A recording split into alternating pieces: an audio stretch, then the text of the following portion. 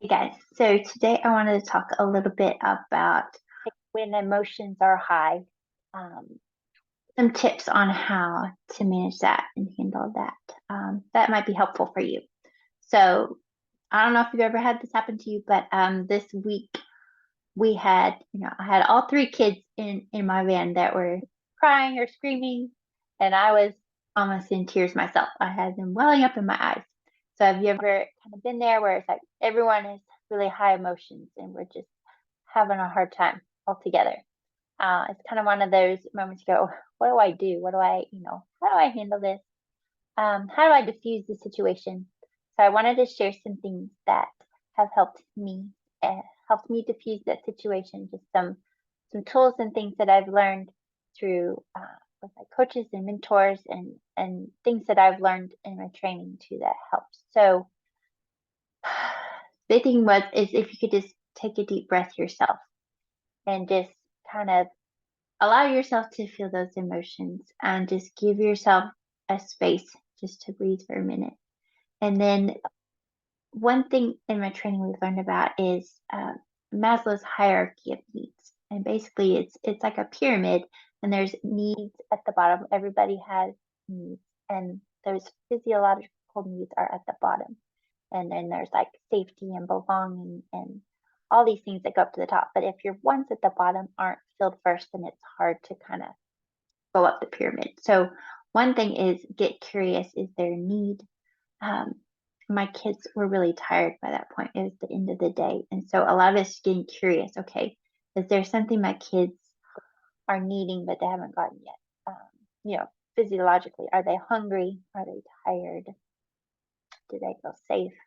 Do they feel heard? Um, Also pay attention to what needs you might have. Have you eaten lunch today? Are you, running low on your tank, on your energy? So getting curious, okay, is there a need? And so that kind of helped me recognize, okay, I know we're at the end of the day. We had a really fun day, but a really full day. And so everyone was, I think, really tired. Um, and then getting curious about, okay, and showing compassion about, and I was able to kind of disconnect myself from their emotions. So a lot of times our kids' behavior, it triggers us and we get this response in ourselves and we'll have these emotions come up and we're like, I have to stop that behavior. I have to control that. That needs to not happen. And a lot of that comes from like our own wounding, our own just triggers that we have. And so one of the profound things I learned in one of the trainings I was in recently is instead of trying to control their behavior so that I don't feel triggered, to take time to heal my own triggers. And so what that means is, okay, getting curious about, okay, why is that behavior bothering me so much? What am I thinking about that? What am I making that mean about me? Kind of getting curious, is there a wound there?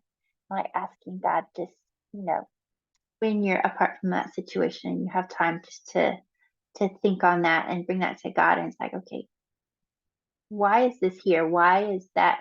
Why do I feel this way when this happens? Allowing God to reveal maybe where there's an old wound and then ask Him to heal it. And forgiveness is a huge thing in there too. I talked about that before. So if there's forgiveness that needs to happen, from your past, from your parents, from people who hurt you, or where you felt controlled or you weren't allowed to show certain emotions when you didn't know how to express how you were feeling. So healing and for yourself is such a huge factor in like how you react with your kids and how you're able to show up for them. Um, so I've done some healing work in forgiveness, and I was able to look at that situation and just get curious. Okay, and look at it as like, okay, there was an expectation that my kids had, for the different circumstances. They were all crying about different things, but I was able to go, okay, I understand why my daughter is so upset right now. And we were able to have a conversation about that and kind of diffuse it. And I was able to apologize. And it was just, she felt heard and those emotions were lowered and we were able to have a conversation. Same with my son. There was a different expectation that he had that wasn't communicated with my husband, and just the situation kind of just ramped up and he was really upset. Like, this what I thought was going to happen isn't going to happen. But I was able to just communicate with him, um, that we hadn't talked about it, but that, that was still going to happen. And just, it was an opportunity for connection. So something that started out as screaming and crying of all four of us really turned into an opportunity for connection and letting them know that I hear them, and just that we could talk about it. And I think that's a beautiful thing. And I wasn't perfect. I didn't do it perfectly, but I'm practicing. And I just wanted to share that with you guys. And some of that stuff is maybe not easy because you haven't done it before.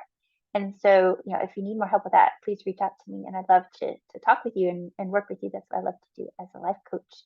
Um, but there's just a different way that it can be handled. So I want to encourage you to share that testimony, because we have these moments as moms, and it's like, what do I do? But I want to show you how,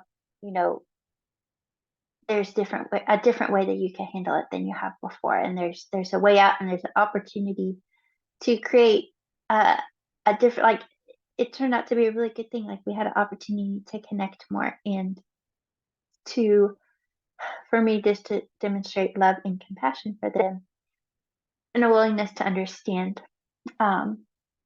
So I just want to encourage you with that. So to review the tips, pay attention. Is there a need here? Are my kids, is there a physiological need that they need here? Do they need something to drink? Are they tired? Or have they had a decent meal today?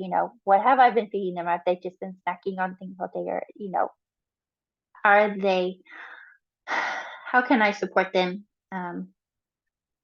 to help kind of diffuse the situation, and so that they are in a better place to feel their emotions, because we want them to feel their emotions, and we want to allow ourselves to feel our own emotions as well.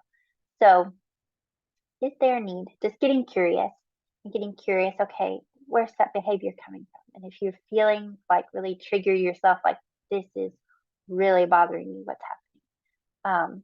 Then I encourage you to, like, after that situation is over, to bring that to the Lord and just ask, okay, why is that there, God? What happened? Is there forgiveness that needs to happen? Please heal my heart. And He will. He's so faithful to do that. And I've experienced it myself, and it's still an ongoing process. But it's so helpful, just for your own self and how you can show up for your kids. So those are some tips to help diffuse this high emotion situation. So I will talk to you guys soon. Have an awesome day.